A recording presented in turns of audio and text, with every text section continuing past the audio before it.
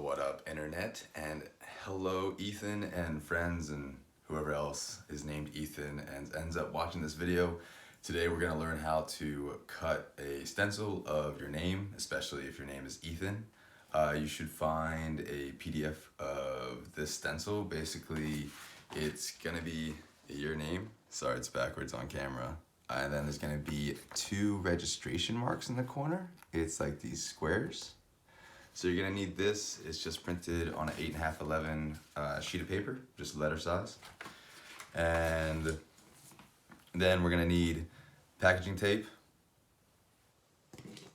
an Xacto knife, which I recommend for adults to do this part. Anything with an Xacto blade it's sharp and you should be careful. So at whatever appropriate age it is to handle an Xacto blade, maybe 18, 13, I don't know, whatever.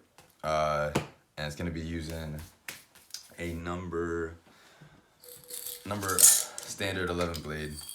It's just the standard Xacto blade that comes with a handle. And I'm just gonna show you on top of the cutting mat how I'm cutting these and how I'm prepping the stencil.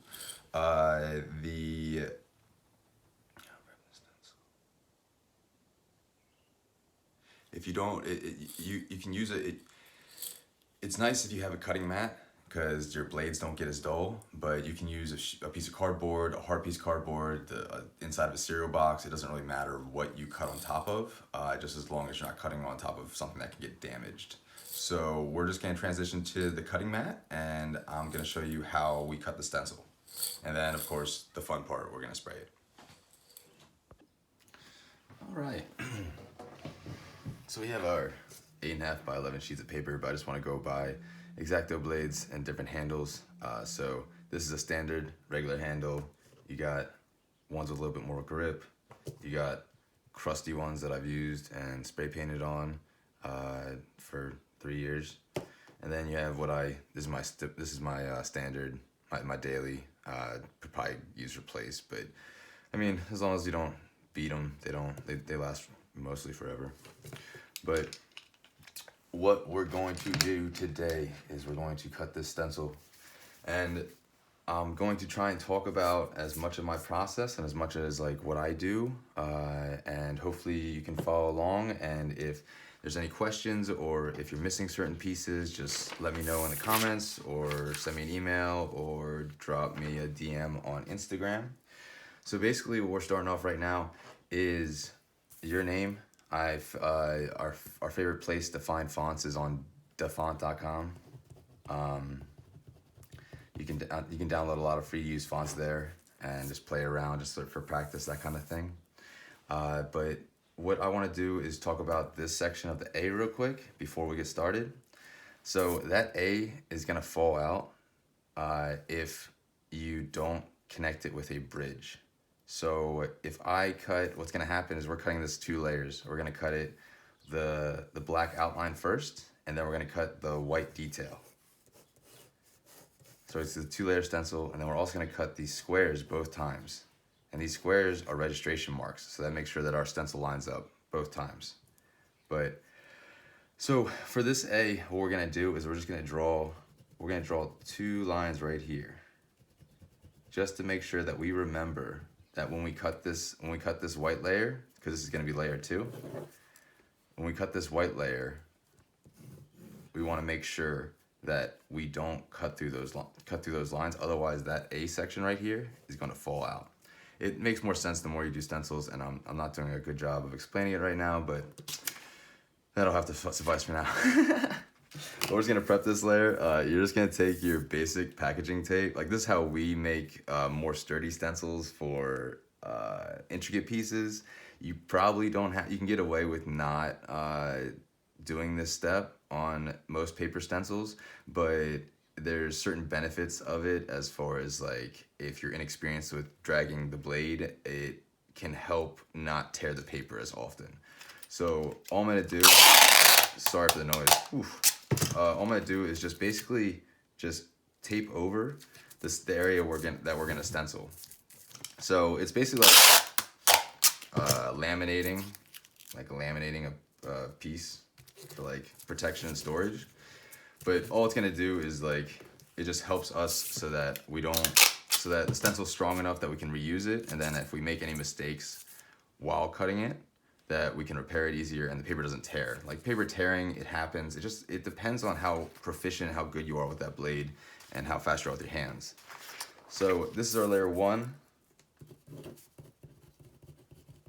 This is our layer 1, and it's gonna be the black outline. So all the black detail of this text. And this text is called Bouncy, I believe. It's a free to use text. They do have a commercial license if you wanna sell using the font, that sort of thing. We can talk about that another day. But repeating the same process, I'm just putting tape over top of the areas we're gonna stencil, and it's just to give some strength to the paper. It's just, I'm doing that so that it makes the stencil cutting easier, and then if I were to reproduce a stencil, 5 to 25 times, I could. So, excuse me, this is fantastic. So, when you're cutting a stencil, you always just want to be careful. You want to make sure that your blade is sharp, and you want to make sure that's tightly in there. Whoever's doing this, I hope you're an adult, and I hope you're using proper safety and all that sort of stuff. But it depends on how you want to cut. My only advice is you don't have to kill the paper. You don't have to press insanely hard to get through the paper to get a straight line. And then it's just the consistency of knowing how to position your blade. So I'm going down, I'm going left, and then you can always rotate the paper. You're gonna see me rotate this paper a lot just to get the right angles, because I like cutting straight down. So these squares I'm cutting are registration marks, and it's the same technique that printers use to line up really difficult prints. It sometimes printed outside the margins, that kind of thing, but basically any symbol and any shape can be used as long as it's consistently printed on both pages. I can always line up perfectly. So these are just used so it can help me line up perfectly and get 2 consistent layers on top of each other. So for the black layer, they're all generally connected. We always kind of look at the entire design and see if there's going to be any fallouts, anything like that A that I kind of explained. So this is generally just like a long one-piece shape that's connected. So I don't want you to get discouraged. Like, I've been doing this for about 10 years. This is my first time doing it on camera live, but honestly, you just want to take your time for what you're comfortable with. You want to take bits and pieces and straight lines that you think, you're going to cut and it's going to be consistent. And again, you don't need to force the blade down. You're not pushing an Xacto blade, which is already sharp, through anything heavy or difficult. You're only doing it through a sheet of, copy paper, like regular printer paper. So you're not really applying that much pressure. It's more of the right amount of pressure. Now, a lot of stencil artists and a lot of people that use stencils, when they start doing it, they hammer down. And if you get into it for years and years and years and years and years, you'll find that you want to use the least amount of pressure you can so that the stencil is cut completely. And it's something that you kind of can feel. You get used to after a while, but you'll tell when we try and lift it up. If we lift it up and certain sections aren't completely cut, we got to go back and cut it. But it's kind of just like knowing I got all the way through that piece of paper. Now, you don't have to be cutting on a cutting mat. This is just I cut so many stencils, it's a self-healing cutting mat, but it might be, it's a little more difficult to cut on like a cardboard sheet, just because when you're cutting the stencil, you're also cutting through the cardboard sheet. So there's a little give through that. Like, cutting mats aren't a necessity, but certain surfaces are way easier to cut on, so it just takes a little bit of experimentation. So I'm just making my way through. I finished the top half. I mean, we can check if we want to, just lift up. It's easy to just weed it out by lifting up with the Xacto blade. I forgot this section because I was talking. And then you just kind of want to pull away at the areas you want to keep. It's always you always want to use 2 hands. And then I'm just checking to make sure that I got every area of that top section. And then we're gonna work our way through our bottom section. So just slowly, I'm always repositioning my blade, my hand, so that I can go down the straight lines. And then if you need to, you can always rotate the paper so that if you're comfortable doing up and downs or whatever it is, it doesn't really matter. Just as long as, you know, it's not stressing you out, like you're enjoying yourself. This isn't supposed to be a difficult, like not like a difficult task. Like it's supposed to be tedious. It's supposed to be slightly tedious, but it's not supposed to bring you like any kind of frustration. You're supposed to just kind of like process things and you don't have to think too hard. You're just following lines, following shapes, and trying to make sure that like you do a straight line and don't don't hurt yourself, you know. And also one of the other things I'm doing is I'm using my other hand to press down the paper and basically pull against the paper so that it's easier for me to cut. I can cut with one hand, but it's easier on getting the like hard lines if you're pulling against the paper and always making sure, because as it is right now, half the stencil is popping up a little bit, so the paper's not completely flat. So I would want to just put a little bit of pressure with my other hand and just continue to cut these straight lines. And again, this text and writing and spray painting a name, it doesn't have to be this complicated. You don't have to make it 2 layers, a single layer, and you can make this design into a single layer. If you just cut the white portion and painted that, it's gonna look bomb. Just for me and for explaining registration marks and for the pop that happens with like having a black stroke or a different colored stroke around the outline, it's worth it to spend extra time. So certain parts, you know, if you mess up, not mess up, but if you miss a part, you just go and clean it up. So there we go. That's Ethan. That's the first layer. That's black. You know, sometimes if you miss a little bit of corner, you can tear it a little bit. If it's too much, the paper will tell you, you know. Sweet. So that's the cutout portion. That's what we just cut. Now, I did that in a few minutes, but I've been doing this for about like 10 years. So if it takes you an hour or two, and if you do like 10 minutes, a day or 15 minutes a day, and it takes you, I don't know how long it might take somebody, but if it takes you a while, take your time with it. Make it a little bit a day. All right, so layer 2. We changed our mind about a bridge, so we're gonna do this over again. So this white part right here is going to fall out if we cut the white around it. So if you can see this, if we cut like that, this entire section is gonna fall out, and we need this white area. So what we're gonna do is we're gonna draw lines to connect it to a line that's not gonna get cut. And then again, to a line that's not gonna get cut. So I'm gonna cut it as a big shape, like that. And then we're gonna trim it down, but it's up to you and how much you wanna trim down. So again, with the tape,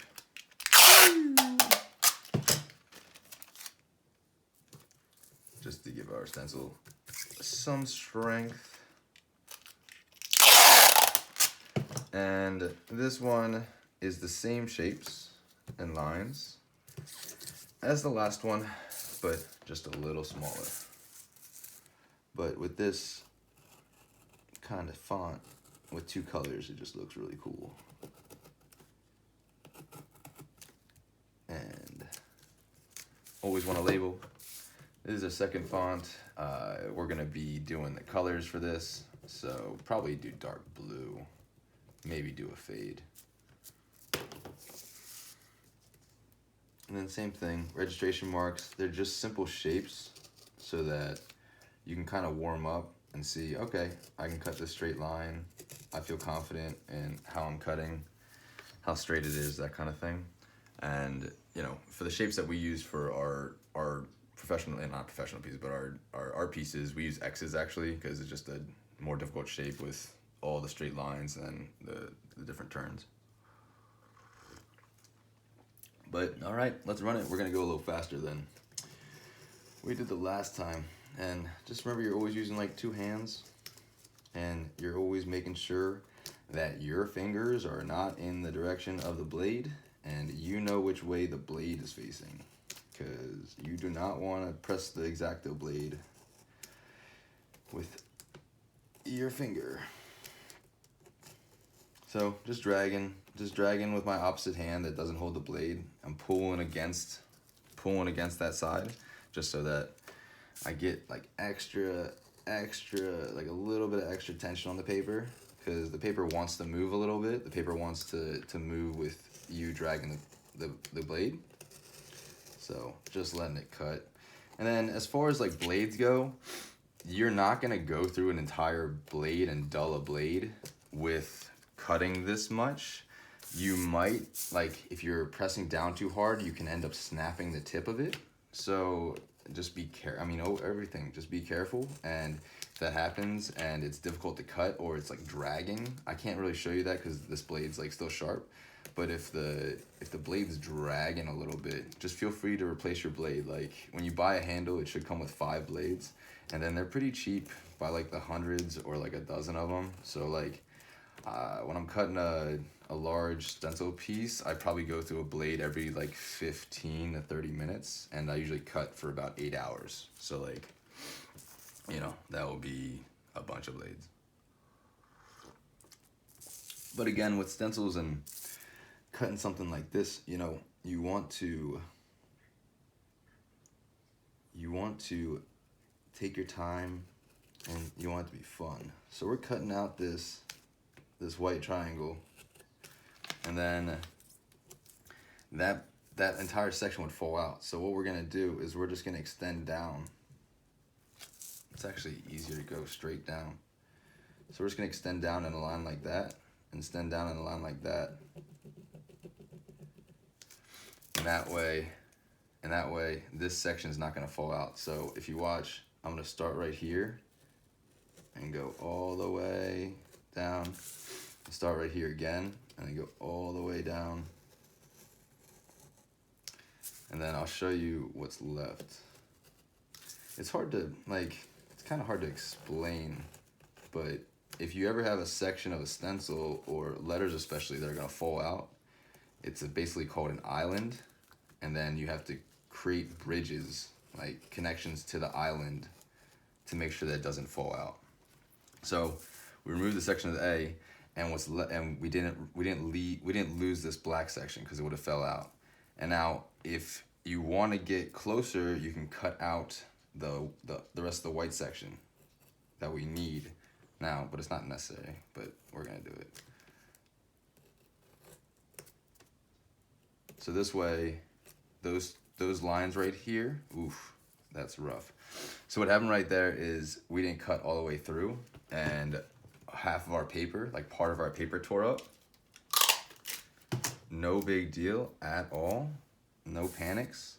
What you do is just put some more packaging tape over top that section, and then you just want to cut those lines again. And that way we didn't lose that bridge. No big deal. Bam, bam. All right. So like those 2 lines, like you can just, if you're looking at this right now and you're looking at your printed sheet of the word, just draw those 2 lines, these 2 lines right here, in like a black or blue pen, just so that you know not to cut through them. Because what's gonna happen is if you cut across these 2, if you just cut across right there, that's gonna fall off. If you cut across right there, there's no connection. So you have to figure out a way to connect that black line right there to an outside portion. And in stencil terms, that this is called an island and this is called a bridge. So we're making a bridge to the island so that this doesn't fall out. It's not an easy concept. I could probably spend an entire video on that concept alone, but for now, hopefully that will suffice. I'm trying not to make this video as long and drawn out. I'm not a really big fan of a lot of videos. I just want to get straight into the point, and if I can get it cleaner, faster, and more efficient for next time as far as the information goes and what I'm explaining and showing what I'm doing, I'm glad to do so. And I'm also glad to do it in like a longer winded way if that helps too. So we have cut out the second portion which is basically, you know, we cut out this first, and then we cut out each individual letter, if that makes sense. Now, I did that pretty quickly. I've been doing this for 10 years. If that takes you a day, a week, a month, a year, and you still work at it, and you finish at the end, and you're happy with it, don't worry about it. This is at your own pace.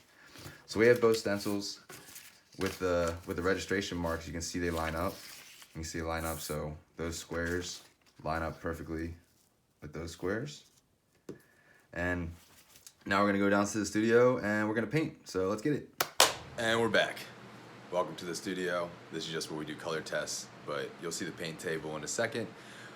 Just for what you need to paint the stencil that we just created. Let's go over it. We have the 2 layers of the stencil. For today, we got a white 8 by 10. There's an 8 by 10. We just painted white, blank white, and then we painted one black, just cause. You're also gonna need painter's tape. We're gonna mask off the registration marks. I'll show you do that at the paint table. And then various size objects to hold down the stencil. You can either use spray adhesive, or what we use is various size nuts and bolts. So we got a big one, a medium one, and a little guy. So you can find various, nuts at the hardware store, or you can use coins. Some people use like the back end of heavy screws or nails. It just depends on preference, but whatever you have available that's gonna hold down that stencil. And then most importantly, we have our respirator. Now, if you're spraying spray paint, you should be wearing a respirator. Doesn't matter where, doesn't matter when, you should be always wearing a respirator. You only get one set of lungs, and you should protect them, especially if you start using aerosol more and more. Now, we're gonna switch the view to the paint table, and we'll go through how we're painting this and how we're prepping the stencils. All right, now for the fun part, the painting part. So what we're gonna do is, you already have your canvas, it should be 8.5 by 11 or smaller. This is an 8 by 10. And what we're gonna do is we're gonna be putting painter's tape where the registration marks are. So we're just gonna lay the stencil down on the canvas, like kinda in the center as best we can. And we're just gonna tear off a small portion of painter's tape, and we're gonna put it where that square is gonna be, because we don't want to paint that square on the actual canvas and the actual painting. That square is just for us. That square is just for a registration mark, just for reference for us, so that we can line up these layers. So after we do this, I'm gonna talk a little bit about spray paint, and we're gonna paint this first layer. Okay, so I already prepped the second canvas. Just put painter's tape where the registration marks would be, just so that we're ready. But I'm gonna prep this stencil, and we're gonna get all of our hardware on it so that it lays flat, and then I'm gonna go over a little bit of basics and tips and tricks with aerosol, and we're gonna paint it. So with a stencil, unless you use spray adhesive, you want to use hardware and something else to hold down the layers, the areas of the paper that are popping up.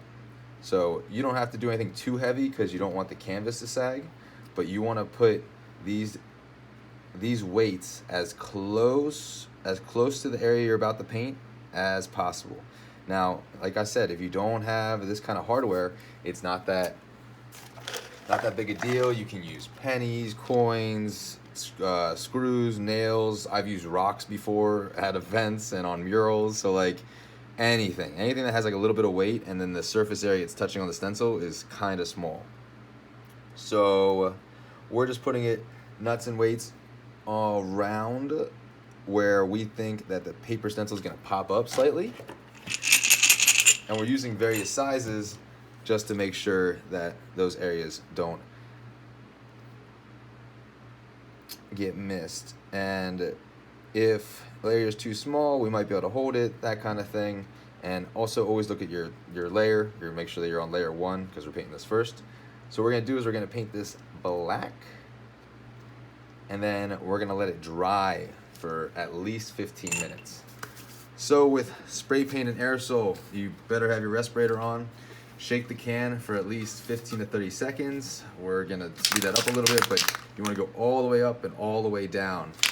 Big shakes so that the aerosol is all mixed up completely. You just wanna do this for a little bit, like I said, about like 15 to 30 seconds, longer than you think. If an aerosol can's more mixed up, it's better than if it's not mixed up. So we just wanna make sure our paper's flat.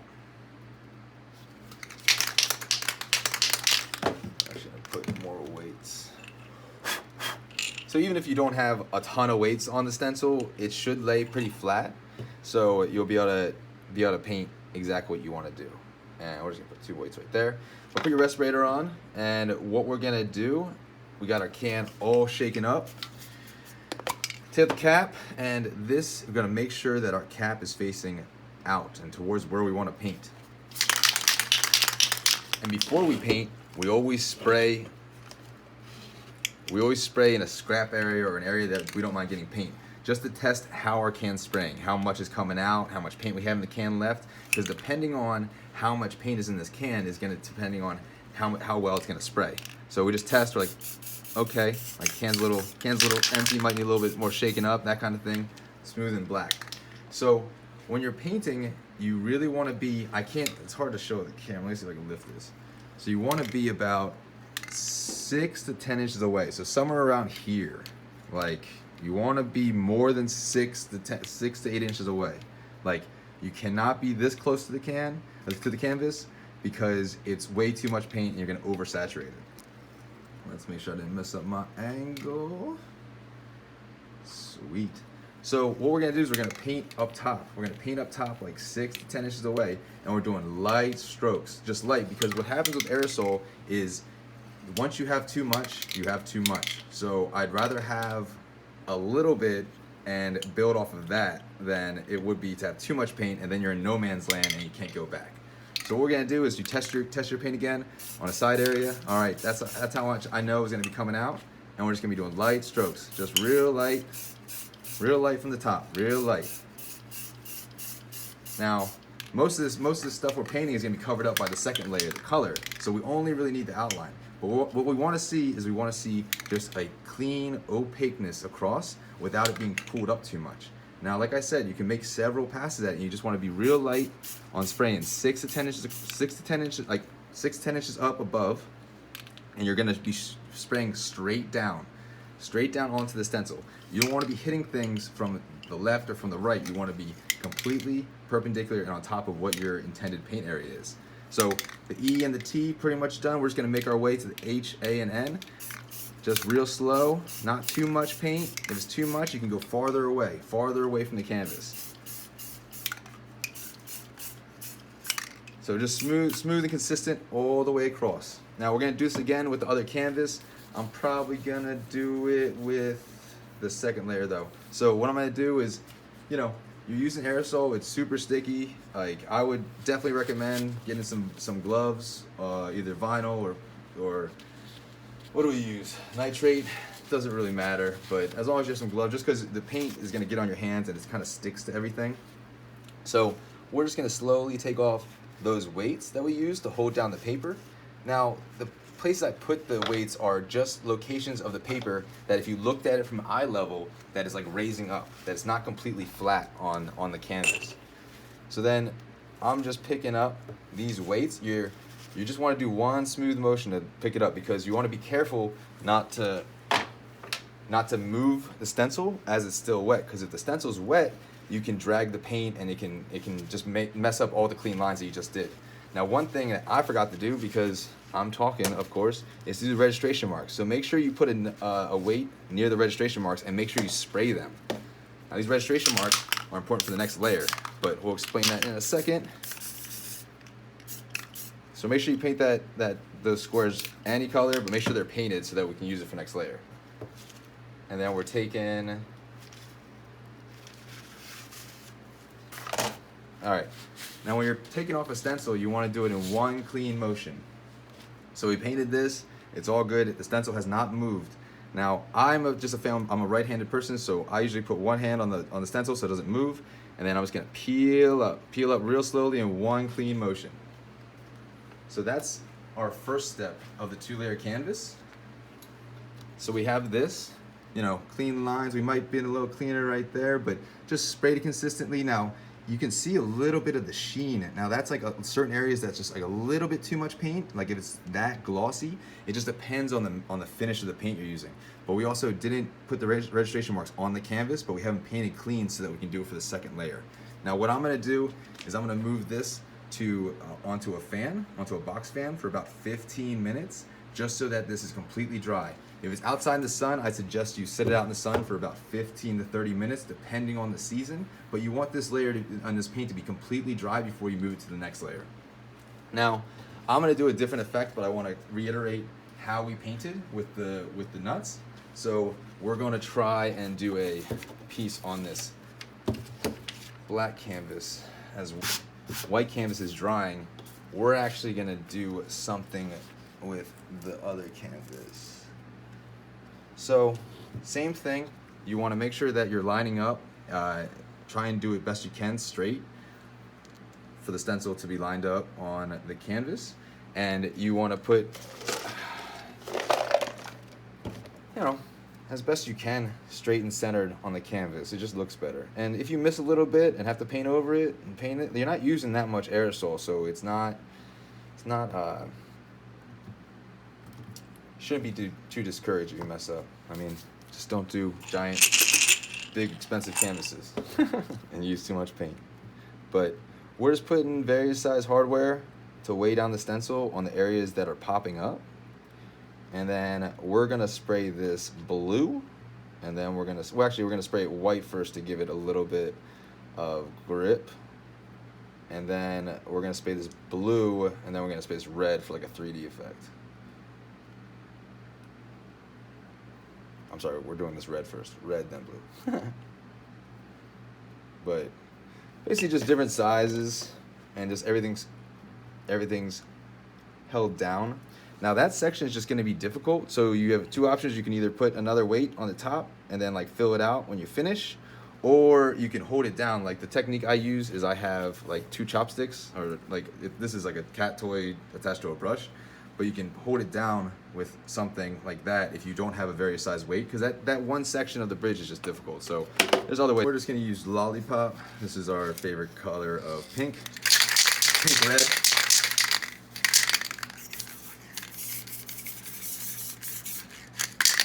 And same thing, we're just gonna paint real light, about 6 to 10 inches away. We might go a little closer because it's a hardcore can.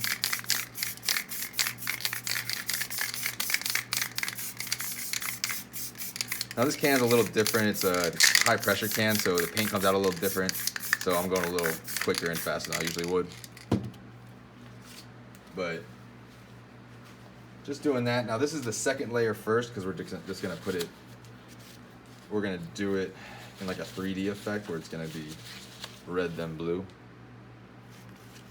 But I'll explain that when we get to the layer, because it gets a little complicated.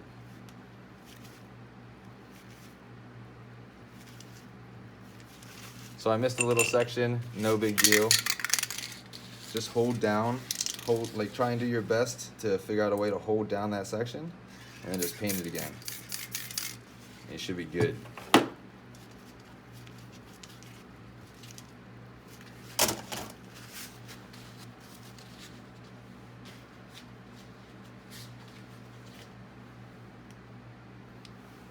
And then same thing with peeling up the stencil. You want to hold down with one area and then just peel straight up. So there you go. That's a little clean with that. And we're just going to put some blue on top of that after we let it dry a little bit. And that bridge is just a little bit difficult. There's other ways we can do it, but this is just the way we did it for this time. All right, now we're just going to wait for this to dry. All right, now that this is all dry, you can easily test by just having, if you have clean fingers, just rub it across the canvas. Nothing black, nothing black, nothing black. Nothing black, feels dry. We're good to go. So with the second layer of the stencil, we're just doing the same thing. Now I already painted this, but you're just gonna lay it on top and you're gonna line up those two squares. So that square right there, and then you're gonna move it a little bit. Bam, lined up perfectly. Now, we're just gonna put our various size weights again on the stencil. And then this time, we already shook up this can. You guys don't need to hear it. This is just a good color of blue that we enjoy. And what we're gonna do is, now when you paint on top of black, sometimes you have to use like a lot of extra paint for the paint to stick. So one of the things we do is we prime it with a little bit of white, first, just so that the blue can stick onto the canvas and the paint and the previous layer of paint. But we're just putting the nuts on. These are literally nuts. Keep it, just any area of the stencil is like gonna pop up a little bit, and then that A is just it's a difficult section. So if the section's hard for you, don't worry. I mean, you'll figure out a way to hold it down. Like, it's gonna be different every time. So I wouldn't worry too much. All right. So we're gonna put that right there. All right, and then what we're gonna do is we're gonna paint this white first. Not like opaque white, but just a little bit to get it, to get something for the paint, to prime the surface for a little bit of paint to stick to.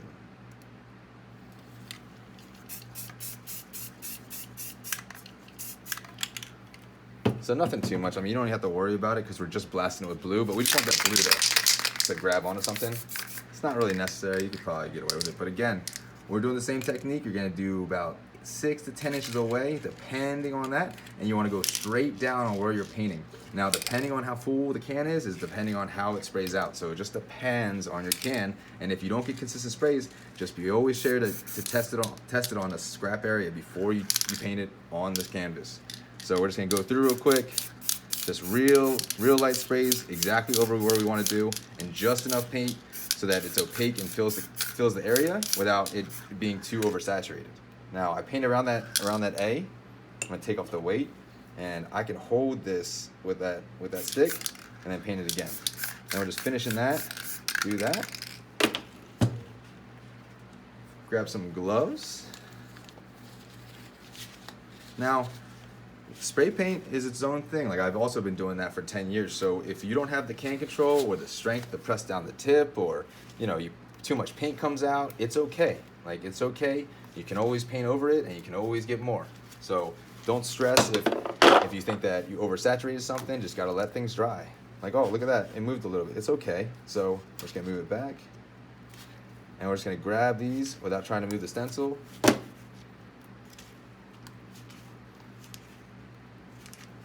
I found if it sticks a little bit, if you twist and pull, it's a little easier. And then here we go. You ready? 1, 2, 3. Woo! All right, Ethan.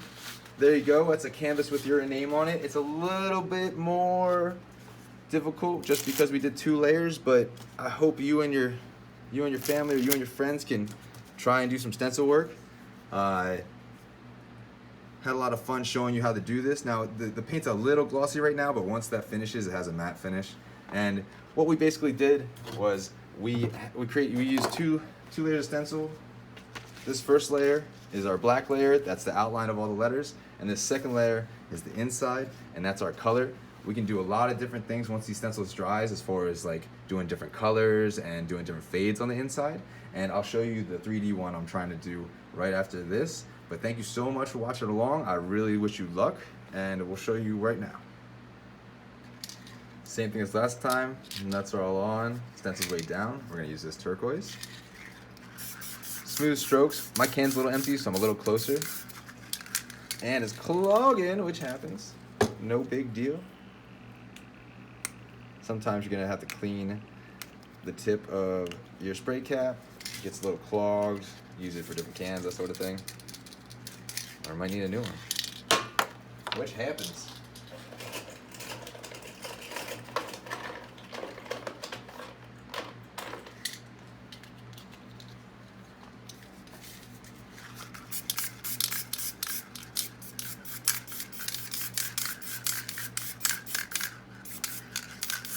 All right. And then we're just gonna put gloves on again, take off those weights, and reveal the stencil.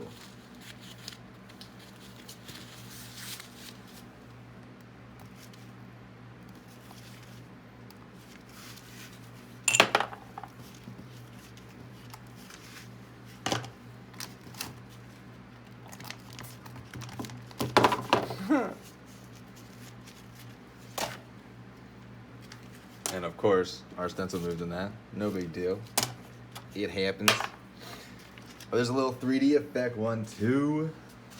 Woo!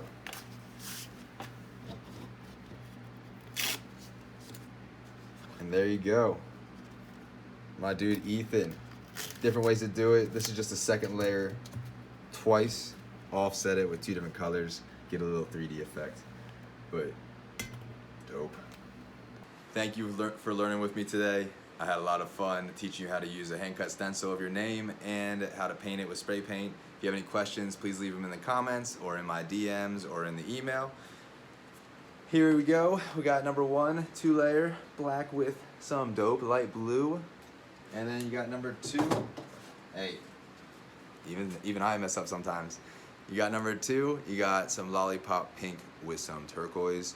But thank you for coming through and watching the process. If there's any suggestions for future videos or if you'd like me to see me do anything, please let me know. And you can follow me everywhere and on Instagram especially at mowgliart, MOWGLIART. Peace.